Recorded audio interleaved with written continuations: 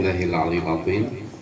Asyhadu an la ilaha illallah wahdahu la syarika lah wa asyhadu anna Muhammadar Rasulullah. Allahumma shalli ala Muhammad wa ala ali Muhammad, amma ba'du. Manda Solehin sebagai pimpinan tingkat pos yang kami hormati, Pak Adi selaku manajer Hotel Dapam, dan seluruh apa namanya manajer dan keluar bos-bos mulai bos yang paling pucuk sampai bos yang paling bawah. Mudah-mudahan kita semua seluruh keluarga besar Lingga Pos selalu diberikan perlindungan oleh Allah Subhanahu wa taala, sehat walafiat, kita tetap istiqomah dalam beribadah, dan doa-doa kita dijawab oleh Allah Subhanahu wa taala. Amin ya rabbal. Bapak Ibu yang dirahmati Allah, insya Allah malam ini malam yang ke-13 kita puasa. Memang puasa itu adalah satu undangan.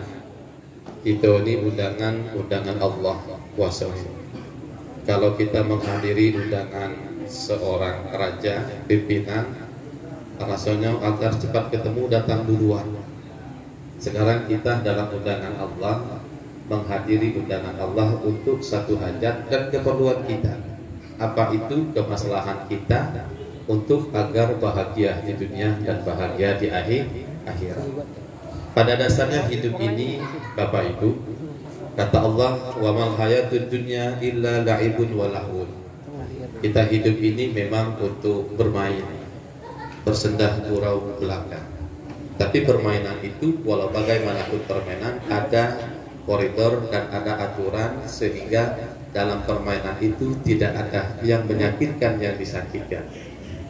Bahwa hidup kita ngambil kalau wong pengen telur katanya wong bekereto. Jadi bagaimana filosofi dalam bersepeda ini adalah sebagai hamba Allah dan sebagai khalifah Allah sampai kita berhenti dalam bersepeda tersebut. Mengapa? Kalau kita berhenti maka akan jatuh.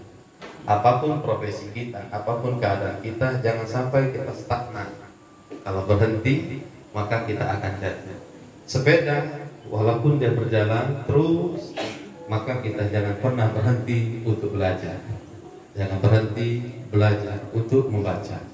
Jangan pernah berhenti untuk melihat karya-karya Allah di permukaan bumi. Dan jangan pernah berhenti untuk peduli antar sesama. Karena hidup ini adalah tempat permainan dan sendah gurau. Dan juga hidup ini penuh dengan penipuan, dan hidup ini penuh dengan penistaan. Ada satu kisah di zaman Khalifah Harun ar-Rasyid. Ketika itu masyarakat lagi sedang pamer, membanggakan dengan hasil, membanggakan kekayaan dan lain sebagainya. Kata Harun ar-Rasyid melihat ketika itu, di zaman itu ada seorang ulama yang kita kenal dengan Abu Nawas. Orang kalau kenal dengan Abu Nawas sepertinya banyak kisah yang lucu. Itu tokoh sufi tapi banyak hikmah yang diambil.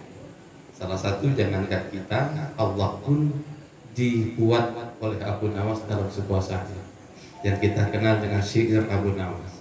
Si ahlan wala aqwa 'alan nari jahibi.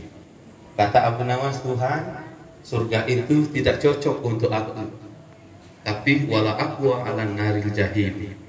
Tapi saya tidak kuat andaikan engkau meletakkan saya di dalam api neraka. Jadi ujung-ujungnya Abu Nawas nak masuk surga. Itu Allah. Malaikat pun diomongi pula. Apa menjelang mati Abu Nawas ngomong, pakaikan aku kain kapan yang buruk. Kata Abu Nawas, kenapa? Kaki kalau Munkar dan Nakir bertanya, "Kenokai kapan yang buruk?" Lewat. Sampai ditanya, "Man rabbuka?" Apa kata Abu Nawas? "Oi malaikat, aku ini lama mau mati. Apa buktinya?" "Kain kapan aku bela buruk." Nah itu sampai malaikat pun dipermain depan malaikat. Nah di zaman Khalifah Harun ar-Rasyid, Bapak Ibu, Abu Nawas membuat satu cerita. Dia mengambil kopiahnya, dia buka kopiah, lalu ditutup ke mukanya itu. Dia ngomong bahwa surga itu yang kita lihat di dunia ini penuh dengan keindahan, belum seberapa dibandingkan dengan indahnya surga. Jadi Abu Nawas buka kopiahnya, ditutuplah ke muka. Nih, saya bisa melihatkan surga di dalam kopiah saya. Tapi syaratnya satu, harus beriman dan bertakwa. Jadi masyarakat sekitar itu ingin melihat keindahan surga. Satu persatu maju. Tapi ketika melihat, tidak ngerti. Surga itu tidak nampak. Jawaban dalam hatinya, kalau tidak nampak surga, tidak disampaikan berarti tidak beriman.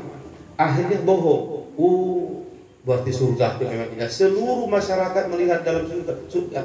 Akhirnya dipanggil Abu Nawas oleh Harun ar-Rasyid. Apakah benar Anda bisa melihatkan kami surga? Bisa wahai raja. Apa itu? Dengan kopiah saya. Syaratnya satu, beriman dan bertakwa. Akhirnya kopiahnya Abu Nawas dipinjamkan dengan Khalifah Harun ar-Rasyid. Pas dilihat oleh Khalifah Harun ar-Rasyid, gelap. Bagaimana sang raja, kata Abu Nawas? Nak ngomong dak kate, malu sebagai raja. Dak beriman, berarti raja. Seorang raja pun berbobot. Wah, Abu Nawas, ternyata memang surga itu indahnya, bagus macam ini. Setelah selesai, Abu Nawas baru bercerita. Inilah dunia, kata Allah, laibun wa lahun, bahwa dunia ini tempat kita bermain dan sedang bergurau belaka. Apa yang sampean lihat semuanya itu termasuk raja berbohong. Ngaku tidak kati surga dalam KPI. Cuma gengsi seolah-olah kita ini beriman. Berarti keimanan itu Bapak Ibu tidak bisa dilihat dari segi pakaian, segi zohiriah manusia. Tapi keimanan itu ada di dalam hati kita masing-masing, termasuk seluruh kita. Mungkin ada karyawan yang rajin berjamaah, yang rajin sholat tarawih berjamaah. Mungkin ada juga yang tidak rajin. Ingat bahwa kita yang rajin jangan pernah mengatakan orang yang tidak rajin. Kenapa? Karena mungkin tuntutan kewajiban yang harus diselesaikan. Tapi mencari nafkah itu wajib. Tapi jangan mewajib-wajibkan. Maksudnya apa? Ketika ada satu kesempatan, berbuatlah yang terbaik. Bapak Ibu yang dirahmati Allah, maka hidup kita ini mengalir saja. Jangan pernah menilai kita adalah lebih baik dan orang lebih jahat. Yang paling jelek di antara manusia itu adalah wong yang galak atau wong. Itulah yang paling jelek. Bapak Ibu, kenapa? Karena ada satu kisah.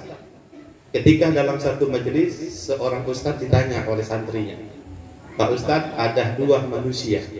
Satu ahli ibadah, sembahyangnya rajin, baca Al-Qur'annya bagus, zikirnya pun bagus, puasanya bagus. Tapi satu ini manusia sombong, selama tidak galak, senyum tidak galak. Tapi yang satunya sembahyangnya tidak rajin, puasanya tidak galak, tapi dia ini ringan tulang. Dengan uang muda senyum, setiap uang atau dia bagusnya. Siapa di antara mereka ini yang bagus atau yang jelek? Kalau menurut ibu siapa? Yang rajin sembahyang tadi atau yang tidak rajin sembahyang? Yang jelek. Yang rajin sembahyang tapi dia sombong, yang tidak rajin sembahyang tapi dia tidak sombong. Kira-kira yang jelek siapa? Jadi akhirnya Pak Kiai ngomong, dua-duanya bagus ya Allah. Kenapa? Siapa tahu dengan rajin dia beribadah, Allah memberikan hidayah kepada dia. Akhirnya dibuka hatinya, melembutkan hatinya, membuat dia tidak sombong. Yang satu tadi bukan rajin beribadah, tetapi karena dia ringan tulang, dia mudah senyum dengan seseorang. Dia mencari uang, bukan uang yang dicari, hanya mencari rezeki. Setiap orang yang mengatakan si A ini bagus, siapa tahu doa orang yang mengatakan bagus-bagus, Allah memutarbalikkan faktanya, ia menjadi orang yang bagus. Lantas siapa Pak Kiai yang paling jelek? Yang paling jelek adalah itu inilah. Ngapu galak atau wong. Jadi yang paling jelek itu wong yang galak atau wong. Bapak Ibu hadirin yang dirahmati Allah. Walad darul akhiratu khairul lil ladzina yattaqun.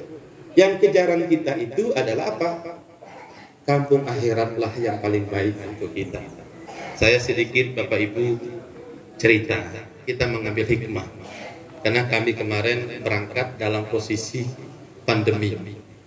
Masalah pandemi itu keluar dari musim pandemi menuju new normal dan normalnya itu. Maksudnya apa? Kesempatan setiap orang ingin beribadah pada waktu kemarin. Kita nyampe di Madinah 2 hari, Pak Manajer, kita hanya berada di dalam hotel saja, cuman di dalam kamar. Keluar kamar, di lorong kamar, turun lift dikunci dan tidak bisa bergerak apapun.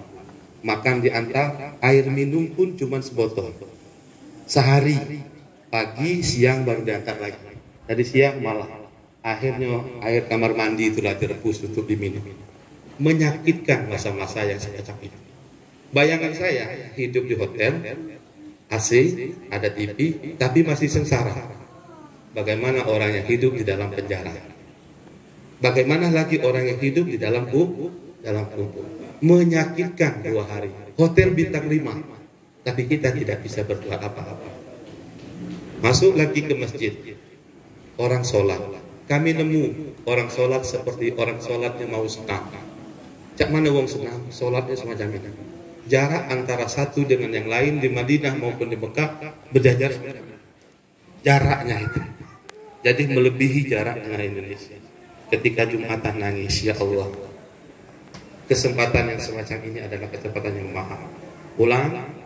Berakhirlah ketika aturan itu dicabut, subuh, minggu, dicabut aturan berjarak itu, akhirnya semua pas zuhur, sholat zuhur berjemaah, semuanya Masya Allah. Itulah melihat umat Islam rindu dengan Rasulullah. Apa yang dirindukan? Untuk berjemaah dengan bersatu. Kita untuk berziarah ke makam Rasul pun harus diatur. Sampai balik ke Mekah untuk umroh pun harus memakai rekomendasi. Apa tidak menyakitkan? Ketika umroh wajib harus menunggu. Kalau dulu datang langsung umroh, kemarin tidak. Menunggu sampai 7 jam kami harus menunggu. Ketika umroh yang kedua terjadi satu kisah di zaman Nabi ketika perjanjian Hudaybiyah.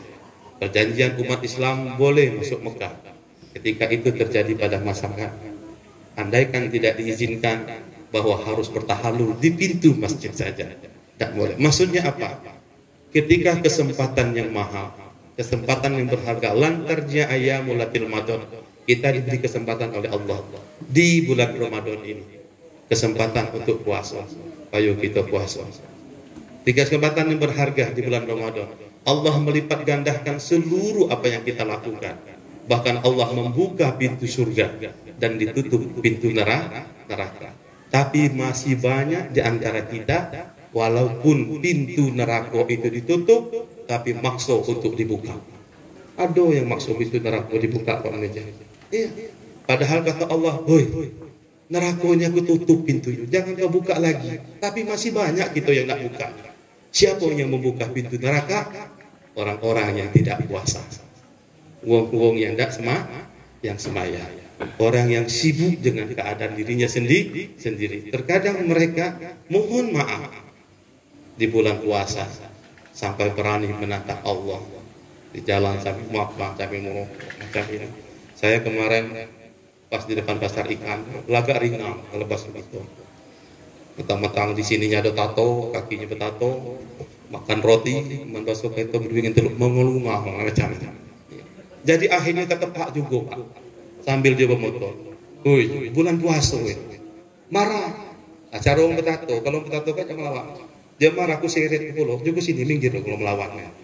Ingat berpuasa. Itulah manusia. Berarti Allah sudah ditutup, masih saja dibuka. Maksud nak masuk neraka, tunggu kata Tuhan, kau bendaknya. Aku selesai kalau macam itu. Jadi kesempatan ini surga yang dibuka, amal ibadah yang berlipat ganda oleh Allah di bulan Ramadan kita manfaatkan. Yang pertama, tingkatkan ibadah kita hablum minallah.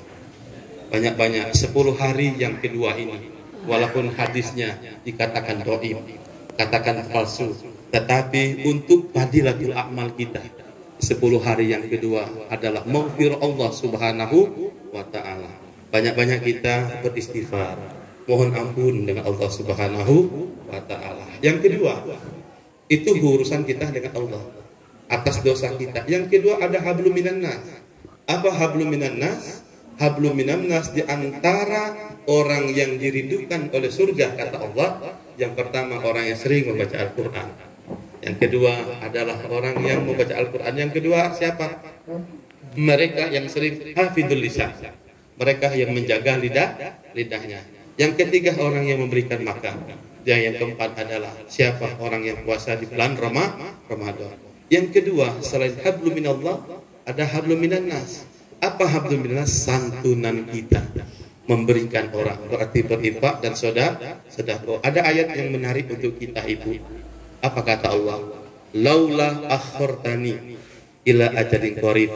Ya Allah, andaikan engkau menunda kematianku sebentar saja, maka izinkan aku untuk bersedekah. Maka kesempatan yang baik ini, yuk banyak-banyaklah kita bersedekah. Jangan melihat berapa jumlahnya, tetapi keikhlasan kita untuk mengeluarkannya. Kalau bisa besar, kalau tidak bisa kecil. Sama seperti kisah duit 1.000, 2.000 dengan 100.000. Mungkin sering berjalan gitu. Sama-sama dikeluarkan dari bank yang bagus, ketemu 3 bulan kemudian baru ketemu. Duit 100.000 masih dalam keadaan bagus. Duit 1.000, 2.000 buruk. Akhirnya bertanya, ngapa duit 1.000 kau jelek? Apa kata duit 1.000? Karena yang pegang aku ini wong miskin, tukang pentol, tukang parkir. Ngapa kamu bagus? Wajar. Yang mikir aku ini big boss galau, big boss limgau pos, big boss dapang, macam itu. Tapi walaupun aku jelek atau duit 1.000, alhamdulillah di mana masjid, di mana musola aku ada di dalamnya. Walaupun kamu bagus, jarang aku jenguk kamu masuk musola dengan masjid. Duit 1.000, duit 2.000 bersyukur. Kenapa? Walaupun dia jelek, di mana musola masjid di waduh. Daripada bagus tapi jarang masuk masjid dengan musola. Bapak Ibu hadirin yang dirahmati Allah Subhanahu wa taala, maka di bulan-bulan yang semacam ini, mari kalau bisa ibu subuh kita berangkat, keluarkan kita berdekat. Walaupun 1.000, walaupun 5.000 misalkan. Yang penting ikhlas. Maghrib kita datang tarawih, masukkan lagi. Laula akhortani ila ajalin qarib. Andaikan engkau menunda kematian aku akan bersedekah. Bersedekah, berbayang. Baru ayat selanjutnya, wa akum minas solihin, dan aku akan menjadi orang yang baik. Mari kita beriktikad menjadi baik kebaikan untuk kita, bahagia di dunia dan bahagia di akhirat kelak. Karena tujuan kita, Rabbana atina, berikan kami ya Allah kebaikan menurut Allah di dunia.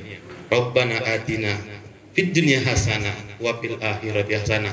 Kebaikan menurut Engkau ya Allah, kebaikan di akhirat kelak. Kenapa?